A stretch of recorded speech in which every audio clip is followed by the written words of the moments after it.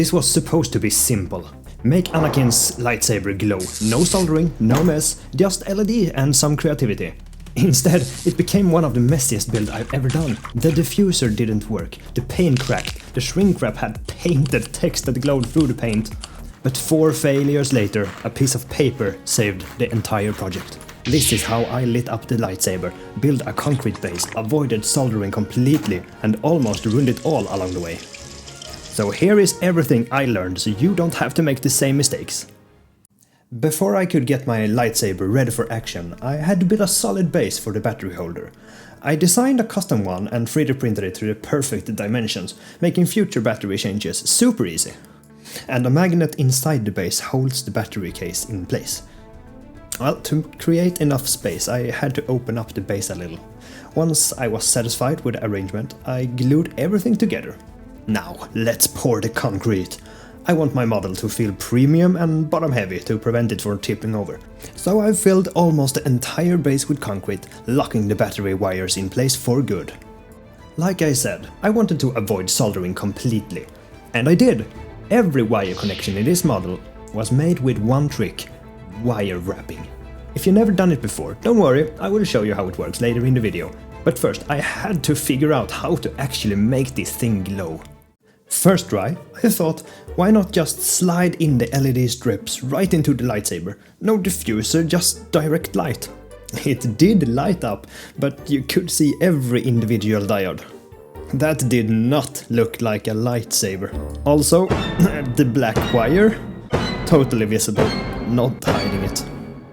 Yeah, no, this one is not working. I need some sort of diffuser. Have you ever seen one of those LED diffuser for regular light strips? I thought to myself, what is small and round and would fit in the tube? A shrink wrap! That's perfect! It sure worked at first, until I turned on the light and saw this. Turns out, shrink wrap often has printed labels, and yeah, they light up too. I tried to paint over it, but the light doesn't work like that. Also, I just couldn't make the LED appear as one seamless piece without the gap in the center. This does not look great, so back to the Chamber of Understanding.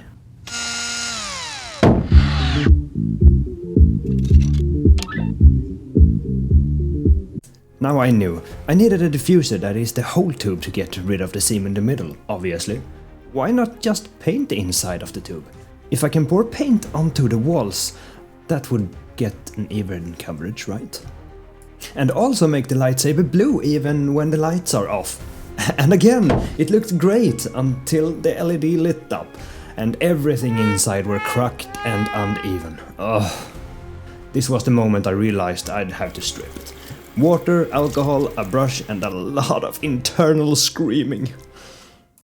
Before you start wiring, here's a helpful tip to prevent a simple mistake. LEDs only work in one direction.